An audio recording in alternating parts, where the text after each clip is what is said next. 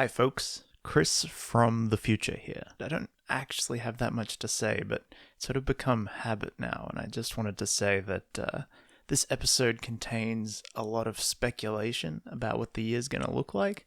I can tell you from the experience of being future, past, present Kris that a lot of what we talked about either happened in the strangest way possible or didn't happen at all. But that's the nature of this sort of thing, and I think that's pretty cool. The main reason I'm here is to give my now common disclaimer that I haven't been able to sort out a more reasonable licensing situation for the music we used for the first few episodes. So until then, it's whatever non-commercial attribution licensed music I can find from around the internet. I'm a little bit worried that this bit will become the podcast. Let me know if you want that to happen. If not, we can come up with a solution. Other than that, I'm having a lot of fun. Enjoy the episode.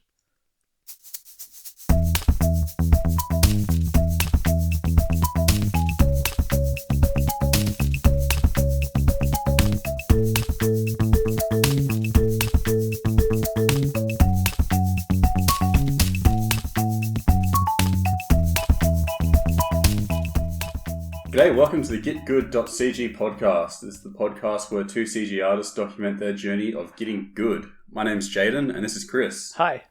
So, first podcast since the Christmas break. I think we came back a little bit later than we probably have intended here, but nevertheless, here we are.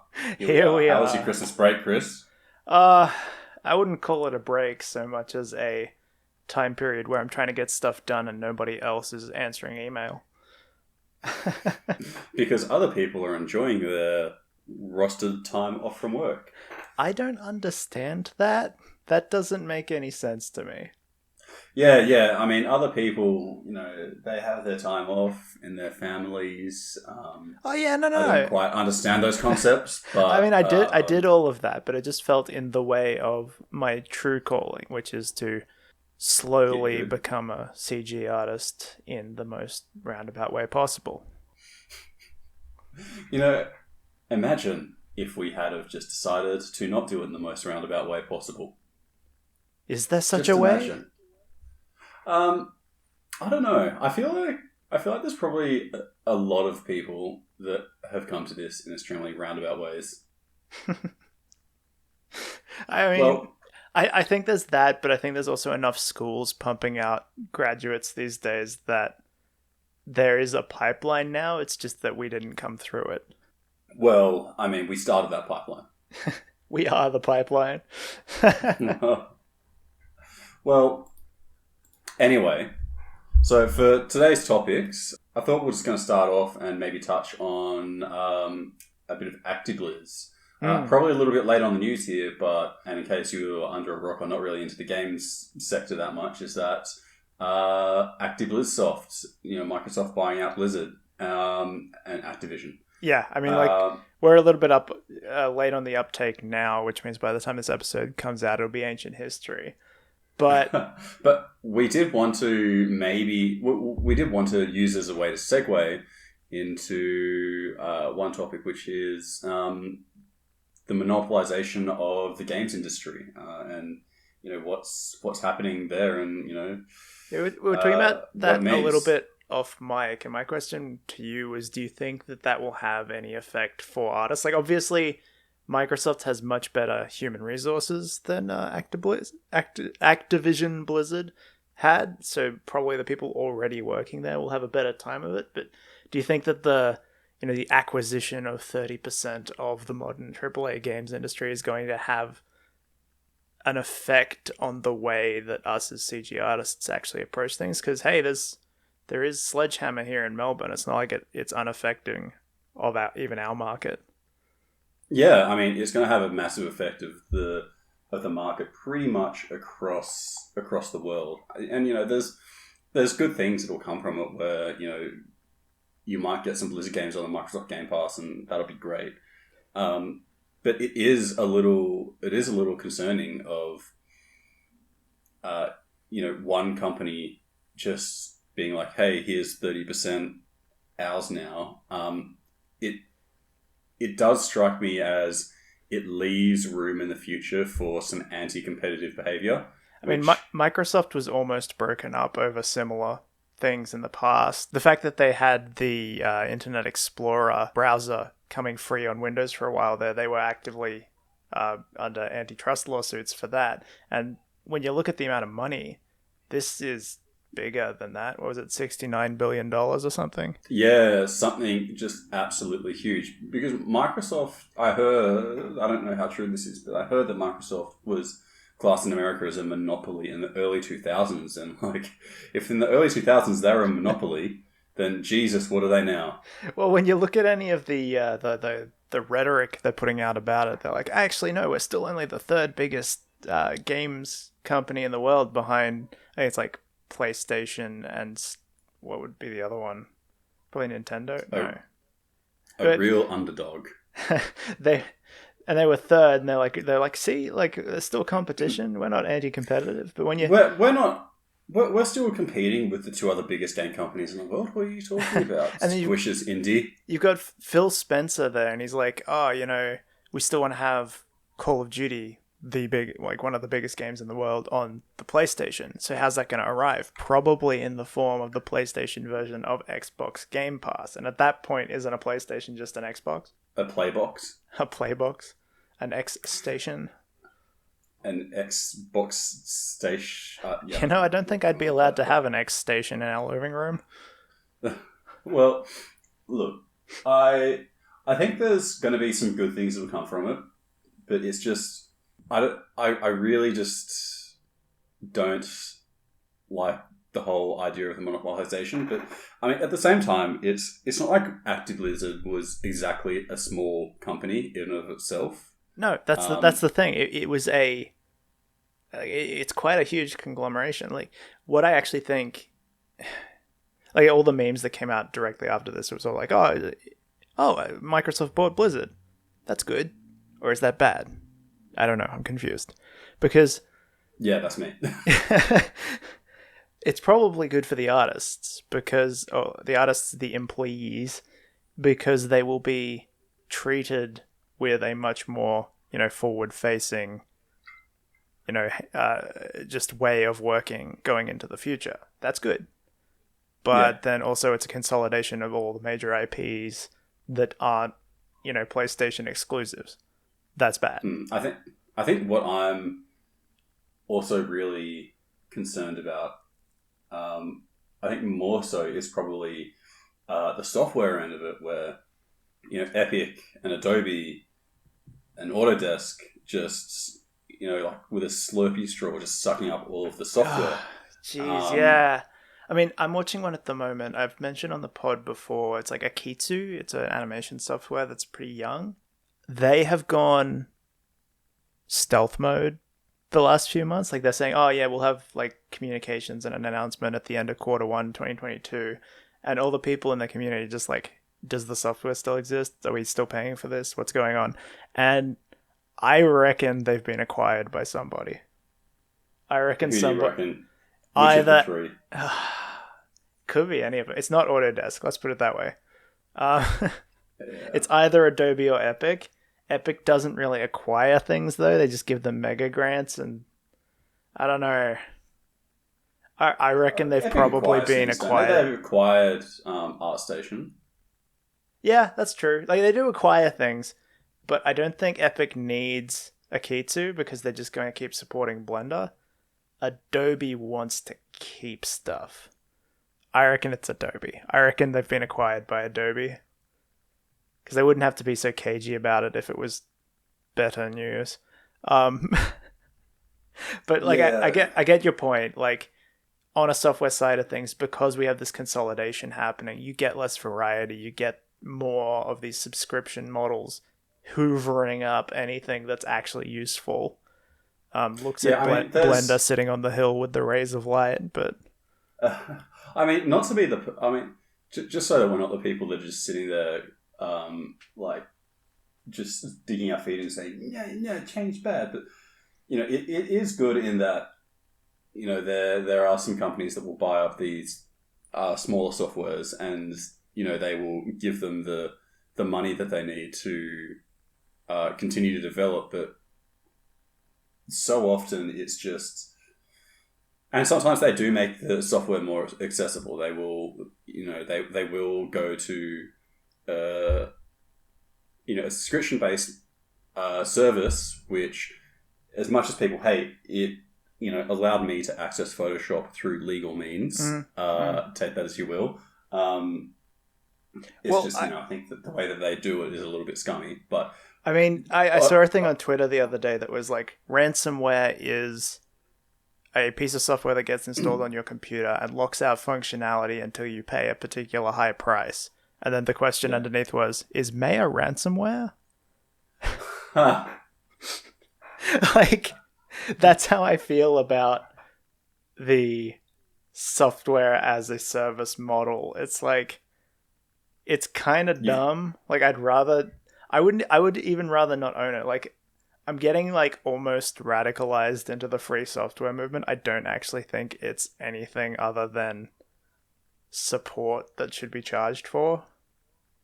Like, the tool is the tool. It's a hammer. You get a hammer, Yeah, it's like Bunnings having a subscription model for a hammer. Yeah, like, and then the hammer just stops working if you don't pay it. Like, it suddenly weighs 200 kilos. Or it turns into jelly. Like, that's the thing that I'm worried about. And specifically, I got this one from Linus Tech Tips, actually, because they were talking about the acti-blizz thing. All of the games are now going to go from the Blizzard Battle Pass thing onto Microsoft's online services, which are notoriously crap. Like, like, only Nintendo has worse online services than Microsoft. There has been talk about Blizzard retaining their Battle.net service, and they might have to. I don't know that Microsoft has the infrastructure for it. Yeah, like, they're a big company, but there is a lot of talk that, they might actually retain Battle.net. They even tried to just rename Battle.net to something else. I can't remember what it was. They tried to rename Battle.net to something else, and people just brown-nosed it. They just couldn't even handle a name change of Battle.net. It was just something that was so... Well, it's been around since like 2004. This is like people's formative years, probably. Yeah, so, I mean, kicking Battle.net and changing the way that Blizzard do things. I mean, if it broke, don't fix. But, you could probably integrate it, but you don't need to... Don't break it. From a selfish point of view, though, man, like, my main issue with playing more WoW with you was the price tag to get involved. So if that ends up on Game Pass, that's more bang for your buck. Well, yeah, I mean, that's the thing. If it does go on Game Pass, which I really hope it does, and, the price doesn't change, I don't know how much Game Pass is, but, not only do I get access to WoW, but suddenly... people don't have to pay $150 to play. Yeah, Jesus, yeah, and also in just having my WoW sub, I'll have access to a ton of games, which I'm very excited for. That is true. I mean, from my perspective, it doesn't really matter because, like, there is a very thin band of games that I play regularly, and it's not the popular ones, so it really doesn't matter to me. What's interesting... You go ahead. No. What I was just going to say is that there's a few games on there, like Star Wars Fallen Order, that I've been meaning to play for so long, and I've just looked at the the Microsoft Pass and be like, I should do that, and then I don't do that. Mm-hmm. So yeah, that's actually probably worth it. By the way, I've seen people playing that game. It's a really good one. Yeah. What gets me is that Steam saw this coming, like, years ago, because they had the Steam boxes, which were Linux based, completely removing, Microsoft from the stack of PC gaming, and now they've got the Steam Deck coming out at the beginning of February or something, end of February, which does the same thing but perfected. So I reckon Steam saw something like this consolidation happening ages ago, and they saw like the biggest weakness in their like this. Obviously, this is collated opinion from other things I've been looking into to do with this. This isn't me blue skying this, but it's a really compelling point that Steam saw that Microsoft, like, and having to have Steam on Microsoft was the biggest weakness in their model, and they started creating the infrastructure to get away from Microsoft. It had to be some years autonomy ago. from Microsoft. Yeah. So wait, can you explain a little bit more what they did to get some autonomy from Microsoft? Well, so in Linux at the moment, Steam have been really pushing the thing called the Proton compatibility layer, which makes it a lot easier to use Windows native games on Steam through Linux. And so when the Steam Deck, which is the handheld sort of like Nintendo Switchy thing that they're releasing early this year, when that comes out, their aim is to have almost 100% compatibility of the Steam library with that. Obviously, like everybody points out, there is no... Like most of the most popular games have their own launchers and they're not actually on Steam. But that's a huge backlog of games on the Steam library. Yeah. Amount of games. And that'll run on Linux. And because it's open source software, all you have to do is import the correct libraries and you can play PC games on any PC, Microsoft free at that point. And because that's a targetable platform, that's always been the problem with gaming on Linux, is because there's been such a diaspora of different things that you would have to make a build for, and that's just undoable. If there's a Steam OS, that's something that people can actually target. And so people like how they release it on Mac and on Windows, they can then just release it on Steam OS. So Microsoft can't be difficult. They have to play the game because there's actually options. There you go. Steam somewhat keeping monopoly in check, maybe, for their own competition. I mean, they'd love to be their own monopoly. Yeah, I mean, that's the thing. Like, it's not out of generosity; it's out of their own survival. Companies are not your friend. Yeah, you can always trust a company to figure out ways to make more money. But okay, worst case scenario. Imagine this: Sony goes, "Oh shit, what are we gonna do, bro? All right, acquire Steam." From what I've been hearing, people are thinking they're more likely to acquire EA. Yeah, right, true. But there's also Ubisoft, like all these other companies, and Epic, all these other companies that have their own launches and stuff, which will be interesting because they might try some sort of similar thing. They probably don't have the hardware chops that Steam has, but I don't know. As Microsoft starts to show its teeth, you might start to see some interesting choices in the other companies that are then going to be reliant on their platform. Because with Game Pass, they get into consoles, and then everything else is all Windows all the time. So, yeah, well, I can imagine a lot of companies, maybe being wooed by Sony saying, "Hey, if you want to survive, just come to Papa. Come to Papa. Otherwise, you're going to get squished by Bill Gates. He's going to give you your vaccine. Come to Papa. Come to Papa." What was the Activision Blizzard company? It was Toys for something. Toys for, I don't know. There was a company that was acquired by Blizzard that used to make these like quirky little, AA games, but then they got relegated to creating like mission packs for Call of Duty games. I was like, such shit. No one would have gone to work for that company thinking, you know what I really want to do? I really want to get the sheen on the gunmetal gray of the Kalashnikov right. They're there to make like little quirky games about nonsense, and all of a sudden they're making like Chechnya 1993. That's why you never show a skill in the workplace that you don't want exploited. Yeah. Like, guaranteed somebody there, like they demonstrated an ability to do that, like, or a number of people there, or they had some people join from that, and Microsoft was like, or whoever, no, Blizzard It's was Blizzard. like, Blizzard. yeah, Blizzard. Blizzard And was like, the extended point there that people are making is that's why this might actually be quite good for some people um, in the acquired companies, is because Microsoft might redeploy those resources. They don't necessarily need those studios working on Call of Duty. They've got enough development muscle already. If there's other IPs that they're better off working on, they might actually get a little bit of independence to work on some other stuff now, because Microsoft now has like huge amounts of IP, let alone any individual development they might do.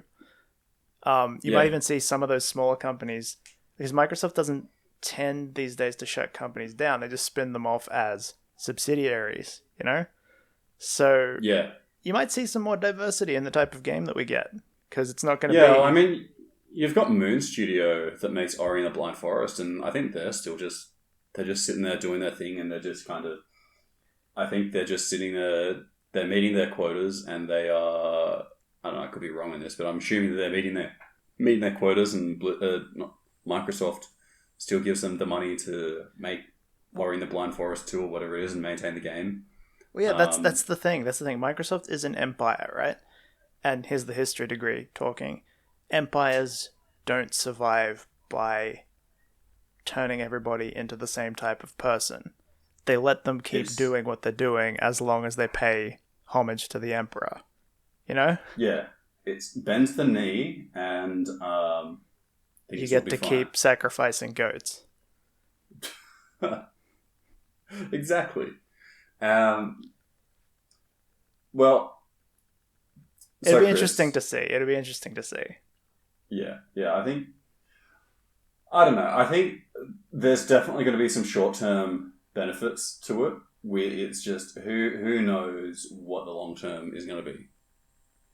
Could be good, could be bad. It'll probably be somewhere in the middle. I think that's why people are so conflicted, because it's like this sort of thing, you want to feel like it's going to shake some stuff up and that it's going to be interesting, but because it's such a consolidation, it almost feels like it's going to be kind of boring. Like, people want to see a bit of churn, a bit of chaos to create opportunities, but it might just be, you know, lump moves from left to right. I don't know.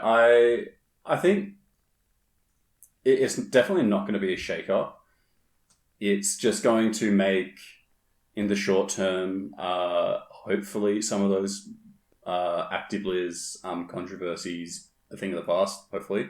And... Well, I mean, that's the main point. The thing we haven't really touched on is that the only reason they're doing it is because Bobby Kotick wants to slip out the back.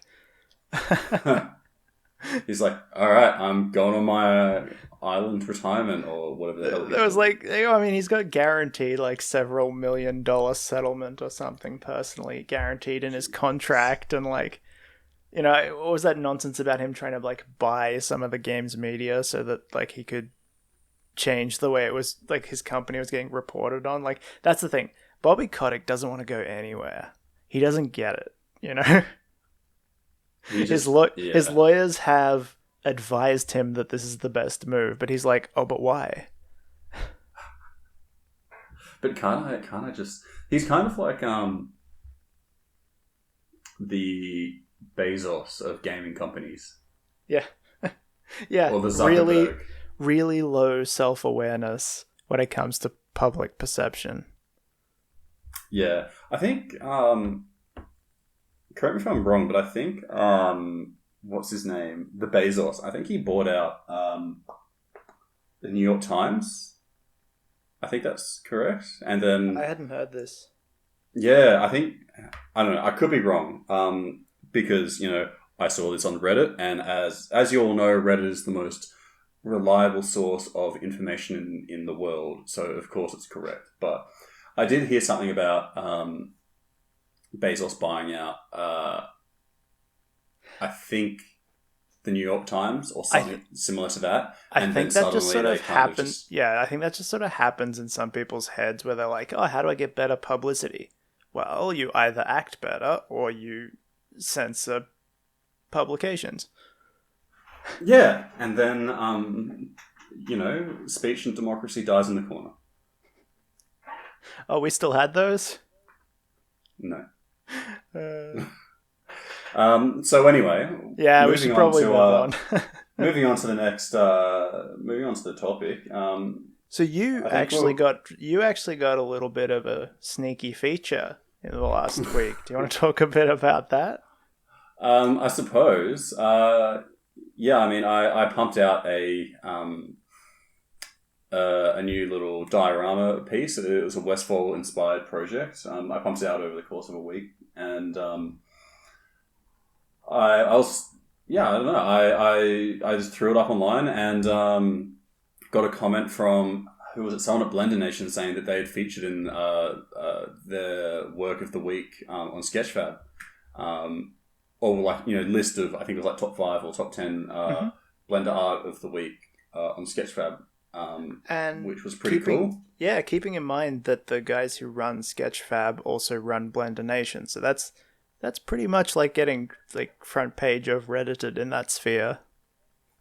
I suppose, kind of. I mean, I haven't really seen that much traffic pick up from it. I mean, you're still in the Blender sphere. Yeah, like you're still in the Blender sphere at that point. The amount of traffic you're actually going to get is going to be limited by the fact that it's Blender.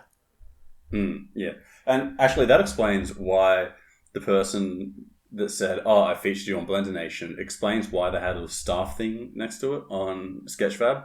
Yeah. I didn't realize that they owned it. So since they were acquired by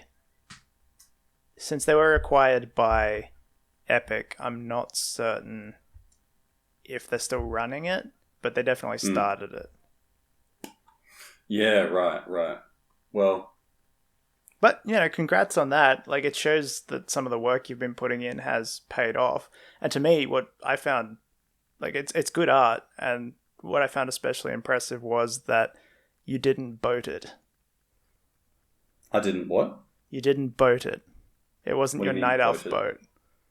Oh, right, yeah. Yeah, I mean, for anyone that's, like, unfamiliar with that project is... I was making like a Night Elf inspired boat, and I just sat on it for like, it felt like maybe 2 months or a month or something like that. Man. Yeah, it was months on just this project where nothing was happening. It was just dead, and this one beating a is dead higher horse. quality. It's higher quality, emphatically, and you did it in 6 days, and I think that shows the growth that you've put into that. Well, like that's half of the accountability, you know. I will make a slight note about that, is that the project had actually already been started and abandoned because it was something where I started working on it with a friend, and so that doesn't we did count. some brainstorming. Yeah, well, we did some brainstorming together, and so we came up with like a concept, and we like sort of started it together, and then we both kind of just forgot. That would be just the same as if you asked somebody who was a concept artist if you could make a 3D version of their concept art. Oh, well, I mean, it was, you know, equal parts in terms of the concepting, but it was more to the point of it almost got boated. It almost turned into a Night Elf boat, and then I had some motivation to do it, and suddenly it was done, you know, a few days later. That's cool. No, that's really cool. Yeah. I'm moving on to another project. I won't say what it is at this point, but it's like, you know, similar. You don't want to deflate the dopamine. Oh, yeah. What were you going to say? I was just going to say, should we dig into a bit of what... So I suppose that, if I'm honest, nothing really developed over the break for me. It was just everything the same, but just moved a bit slower. Was there anything else you wanted to talk about? I don't know, CG-wise or career-wise before we move into our plans for this year? Well, actually, I've started working as like a volunteer or intern for a game startup studio called 7D Games, working on an open world RPG called Spellborn. So that's pretty... hopefully you'll get some pretty good experience from that. So I've only really recently started on it, so... Yeah, we'll see where that goes and what comes from it. I suppose. At this point. Have Go you on. have you actually done any sort of like time on tools, or has it all been sort of consultative up until this point? There's been both. I did like a bit of an art test, and I textured. I think like a bag. Yeah, it was a bag. And now I'm working on a main prop that will be within the game. It's like central to the lore and to the gameplay and to the interface. So, I'll be. Hopefully, I can share it at some point when it's done. But yeah, hopefully it'll be a pretty cool little asset that'll I look mean, good. yeah, like he'll probably want as much surface area and interest as possible. So hopefully you will get Yeah. to share it. I mean, I guess if we're talking about stuff like that, that I did start contributing to a group that does game jams here in Melbourne, which when you think about it is kind of the same thing. It's just without the, promise in quotation marks of revenue share. Yeah. Well, that's the thing. That I suppose you're doing something similar, but it's on a smaller time frame and less expectation. Yeah, and that's kind of the way I like it. Honestly, if I'm going to be Yeah. doing something for fun in this field, I want it to be small and just chill. Yeah. I've been thinking of doing. We're talking about this off mic, but I've been thinking of doing some game jams, and I think we're starting to get into the territory of what we're planning for this year. Yeah, even so, I would almost like to put a pin in game jams as a topic for a future podcast where we can sort of dig in a little bit deeper, how we feel about it, when we think they're worth doing, that sort of stuff. Yeah. I'd be keen to sort of go into the game jams a little bit. I haven't done a game jam since 2015, so maybe I'll get some experience in game jams, and then we can come back to that. But yeah, That's so what I now, mean. I think maybe we'll touch on it once we've sort of investigated it a bit more. yeah, well, so now we're going into the more topic of careers for 2022, or self development, and we did touch on this in our last podcast, which at this point we haven't uploaded that, have we? Not as of recording. It is ready to go on the audio front. Yeah. Okay. We just need to sort of pop it up there and spruik it. Yeah. Well, for anyone listening at the moment, yeah, the last podcast of 2021, we haven't had a chance to upload that yet, and this is the actual. While it's technically the second uploaded, this is the first recorded in 2022. And so what we're sort of looking at is sort of defining the year for us, because we were talking about it off mic. We were saying that the project up until now has been figuring out how to sort of, without a boss sitting over you, sit down and get the work done, ways to focus, way to be productive, training that we can do in order to be better. But I think both you and I sort of came to a certain point of frustration where there's only really so much preparation for the real work you can do, and honestly, there's only so much money in the bank. Yeah. And so we sort of came to this simultaneous conclusion that we sort of wanted this year to be a bit more of a year of action. Yeah, I think that's a really good way of putting it. Last year was sort of figuring out the lay of the lands, getting some skills, working on portfolios, that kind of thing, figuring out what we want to do. And I think this year will sort of be the year of action. I'm not a New Year's resolutioner. No, definitely not. I think it just sort of coincides a lot with the new year of like where we have reached in our progress with the new year, and I think that it's going to align that this year will be a lot more of a year of action for us. Where I feel like, as I was saying off my portfolio is now beginning to resemble something worthy of showing to employers, and so I think that I'll start to push that out there, and continue to update it and supersede things off there, and hopefully can get some pretty cool things come from that. I am in a different position. I've got a lot of work, like over the last 8 to 12 months, I've created a lot of work that is in a position to be finished, but because it's all been sort of focused on education, the level of polish just hasn't been there because I've had to sort of put it down once it was good enough and move on to the next thing in order to keep the education going.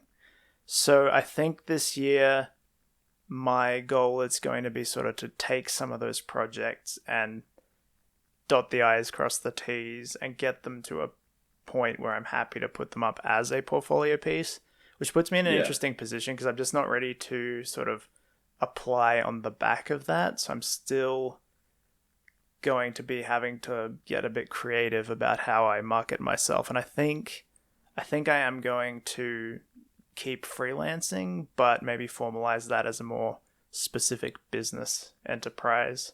Watch this space. Yeah. You were telling me a little bit about that off mic. So once you're ready to talk about it, I'm hoping that we can, go into that and sort of sprig it for you a little bit, and maybe it can work out good for you. Yeah. Honestly, if I could just get a really chill, game dev job now, I would, because it's the position I'm in is that I don't mind what I'm doing as long as I'm doing something in the space. But until you've got that portfolio together, it does make it tricky. And I've got some very diverse stuff on my resume, so there's a lot of stuff I can do, not a lot of it that I necessarily want to do. Yeah. Well, what is the stuff that you can but not really want to do? Well, I've got a lot from previous freelancing, so a lot of like video editing, advertising, marketing stuff. Just as sort of like a aside, that's probably the area that I'd be targeting any sort of business operations into, because game dev is the fun thing. What they need is, marketing and PR and legal services, and like that's not stuff that I can provide, but there's room in there for somebody who has those skills to help all of those areas, because game devs don't really want to redeploy their artists and developers onto stuff that isn't actually for the game, especially if they're a smaller studio. So you'd be like that little bottom feeder fish that comes through and is like, yes, I'll pick that up for you. I prefer the term outsourcing. Yeah, same. Outsourcing, bottom feeding. I'm kidding, because I would totally do outsourcing given the chance. In fact, I have done outsourcing.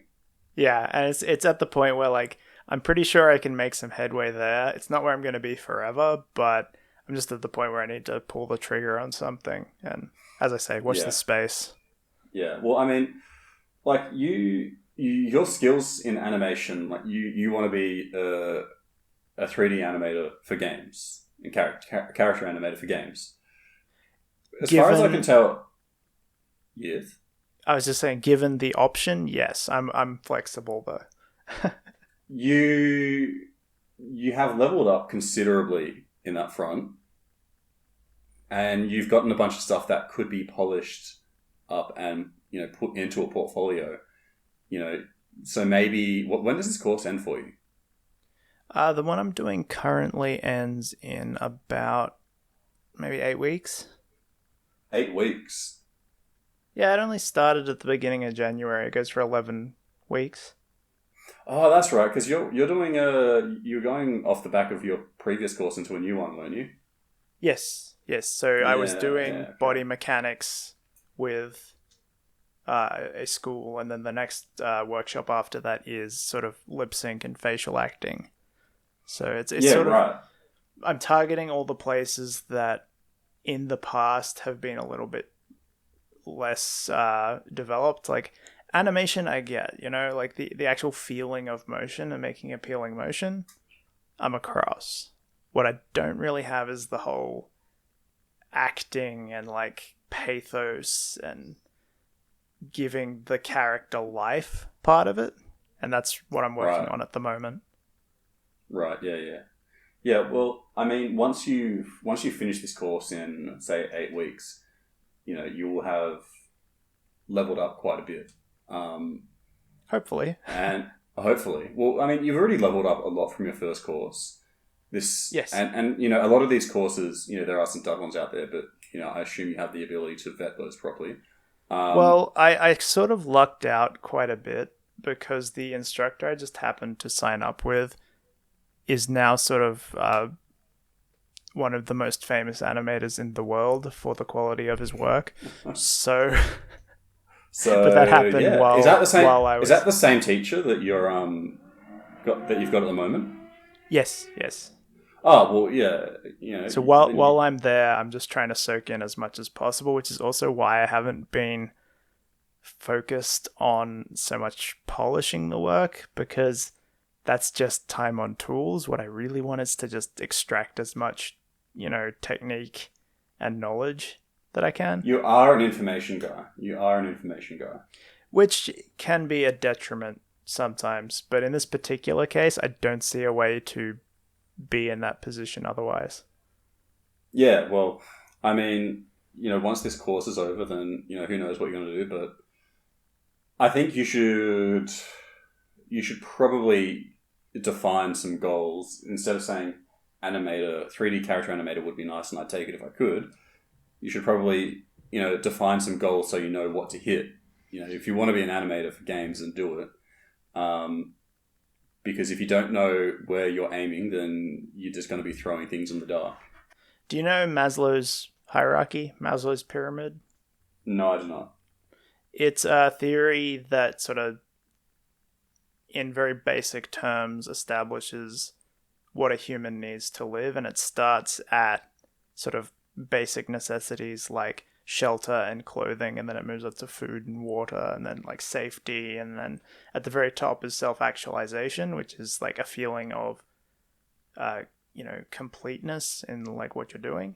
But that requires every level below self-actualization requires the level below it. So at the very first point you need shelter, at the very second point you need safety, and until you build up to that point you can't take what is technically ideal.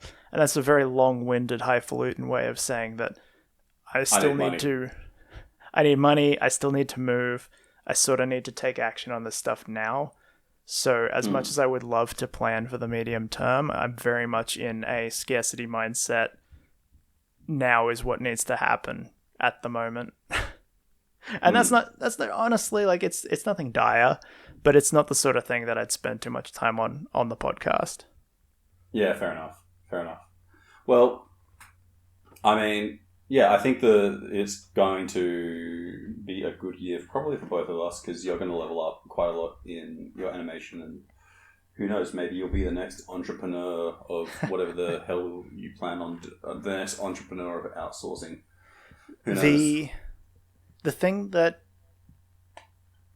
I've also been thinking about, though, is that because I've been so laser focused on animation, I have let some other skills lapse.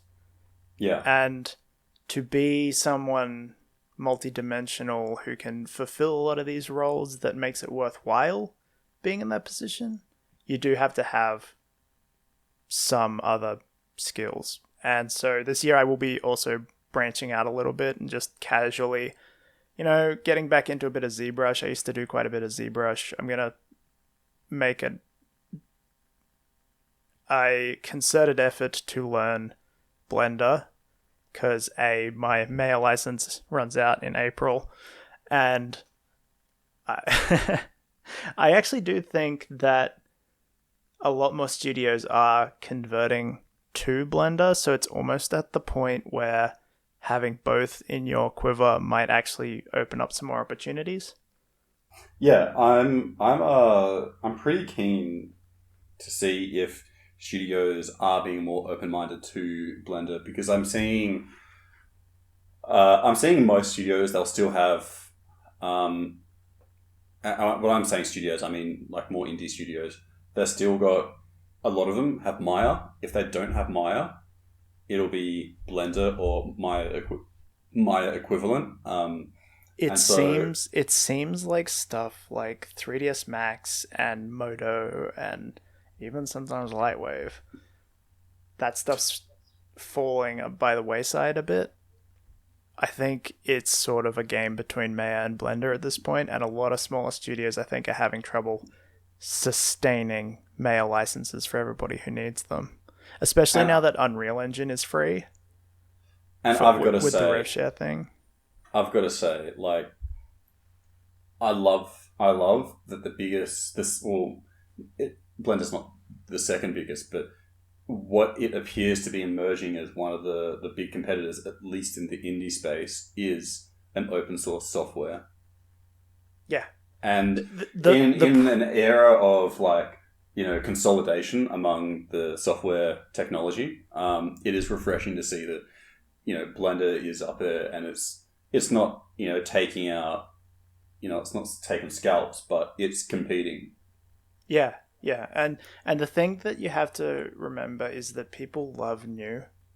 Blender isn't by any means the most stable product on the market, but people love new. And so the position it's sitting in right now is that something like 3ds Max, something like Maya, it has established workflows. Things about it are known. Like, even if a bug's been around since the 2006 edition, everybody knows how to navigate that. In Blender, it's the Wild West. Like, you get all the new features a little bit behind the big guys, but they get implemented very quickly, and, it's move fast and break stuff, which is why I think up until now people have been quite reluctant to base a pipeline on it.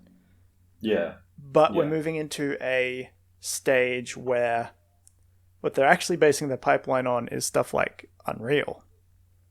And so the actual content generation tool doesn't have to be as stable. Because, like, Maya used to be a universe, right? Maya was where you did your rendering. It's where you did your rigging. It's where you did your animation. It's where you did your texturing, your, shaders, all that sort of stuff. But now, the only thing that you really have to use Maya for is animation. Yeah, and even then... And to some extent modeling, but then you've also got ZBrush, so... Well, I don't think, game devs are going to be chucking in ZBrush sculpts. You're still going to have to consider... No, but ZBrush has box modeling capabilities, and it has very mature box modeling capabilities at this point. To the point where if you learn them first, they're actually a little bit easier to use, in my opinion, than modeling in something like 3ds Max or Maya. What it doesn't have is superior baking stuff. But then again, you've got stuff like Marmoset Toolbag. You know what I mean? Like, my thing was always that a good pipeline is a robust pipeline. There are now tools that are available for, if you have a stable of 3 artists, buying them 3 copies of Maya, for that you could just as easily get 3 copies each of all of these little softwares that do their one thing quite well. Yeah. Or you could say YOLO and go for Blender. And that's the thing, is that is the wobbly area. That's where you've got modeling. That's where you've got a bit of animation. That's where you've got stuff that would otherwise be quite expensive that can be compensated for by a tool like Unreal, which is also technically free under a certain amount of money. Yeah, and if you're making that amount of money and things aren't working out for you, then there's probably something you're doing wrong, I assume. So, for all intents and purposes, like, Unreal's free, except for when you're doing well. Yeah, and in that case, you can afford it. This is my main argument. I think most content development studios, even film with virtual production becoming quite popular, are going to move away from static rendering environments like plugins for Maya. They're going to move into something like Unreal because of the flexibility they have. And because of those the new formats like USD, which allows you to have the same thing in every software with very little effort. Oh, and Nanite in Unreal 5. Chef's kisses. Kisses. Oh. It killed tessellation, and I love tessellation, so I've got a bit of a chip on my shoulder. But the thing is, with Nanite, you can see the chip in full detail from any distance. I mean, I don't know what that is, but sure. Never mind. Just for like lower poly, like more stylized stuff, tessellation is sometimes a lot better and a lot more performant, just because it doesn't take as much to like now it doesn't take a lot to set up. That's why it's so exciting, because you just sort of, configure it a particular way and press a button. Right, so But you click button and it makes buttery lighting? kind of, yeah. But then if it needs to like deform, then there's problems, and if it needs to like deform over time while the camera goes to a different LOD, like it's young, let's put it that way. Yeah, okay. And something I was saying off topic, off pod to you earlier, was that I'm making you proud, and I am finally touching Unreal. Not not full commitment, but I've been dipping my toes. Well, I am very proud of you, especially. And I gotta say, like once you actually learn a little bit more about Unreal, you actually feel, I don't know. I was like, oh man, I feel powerful. I was like, oh, I could. Oh, it's a very flexible software. Yeah. Yeah. Like if I was gonna make a game, I'd still probably do it in Unity, but for all the bits and bobs that I do and for portfolio stuff, Unreal all the way, man. Yeah, I mean, I think, we're just talking about what we're doing going ahead for this year, and so I think what I'll be doing is learning Unreal. So I'm planning to pump out this next project that I'm working on, and then once I've done that, then I'm going to entertain the idea of doing Unreal a bit more, and then maybe start to actually build some environments with inside Unreal, and make all of the assets to sort of Look, I think develop Unreal more. Go on. I was going to say, I think Unreal is going to be a pretty big feature for both of us this year. Yeah. I think Unreal is it's going to be something that will, I think, take me from being more like props sort of artist that is attempting to pour at environments, and it will take me, well and truly into environment art. Well, that's your eventual goal, isn't it? Your eventual goal is to be an environment artist, not just a props artist. Yeah, an environment artist. Ideally, I'd love to work in like a small studio where I'm working across both. I'm working on props, and I'm also, working in the engine. Just because it keeps things more diverse and fresh. Like sure, I'd love to work on WoW. I'd love to have a little niche where I sit there and just like pump out these little, stylized assets or whatever it is that I'm doing. But when I've had experience working in architecture where you're in smaller studios, and when you're in a smaller studio, you get spread out across more things. And sure, there's pressure in that, and there can be some stress in that, in terms of like you've just got more to think about. But it keeps things a little bit more interesting. You're not just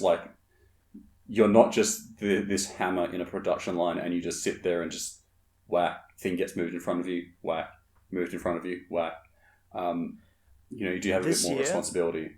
Yeah, this year I think either I'm going to start my own thing, or I'm going to find a position in an indie studio, because I actually think I would prefer that diversity, like you're saying. I think being pretty good at a couple of things and then okay at a bunch of other stuff, it would be more generally fulfilling than, like you say, with the bigger studios where you're just a content machine.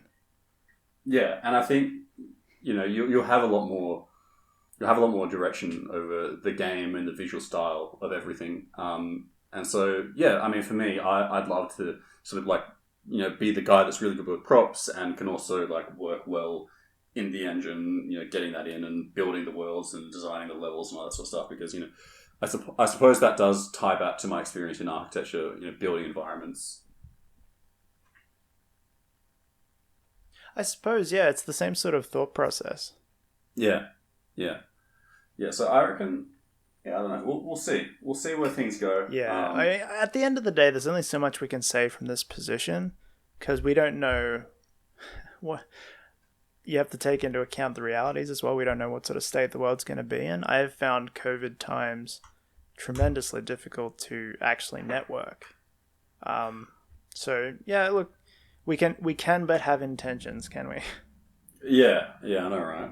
Well, I think we're starting to run out of time and probably ramble a little bit on this pod. Sure. So Before you close it out, I do want to just address a question to the listening audience, just because I'm interested in what they think about the smaller studio versus larger studio diaspora. I'm also interested to hear about any interesting edge cases that they've used Unreal for, because I'm collecting stories like that. I'm really interested in finding new ways to use this technology, but also I'm interested in smaller projects, because I think that's what Unreal does best. It encapsulates a workflow that allows less people to do more, and I'd be really interested to hear some edge cases from our audience about that. Yeah, that'd be great. I'd love to hear from people. What people can do in Unreal that allows them to work on a bigger scale than you previously could a few years ago. I mean, even if it's anonymized, we could share it here, and maybe it'd give some people ideas, because I'm really interested in diffusing the new reality of CG, because I think we are in a new age now. Because when both you and I started, there was very much one workflow. PBR was just arriving, and now I think it's almost like there aren't workflows, there's just tools. And the more creative you can be with those tools, I think the better.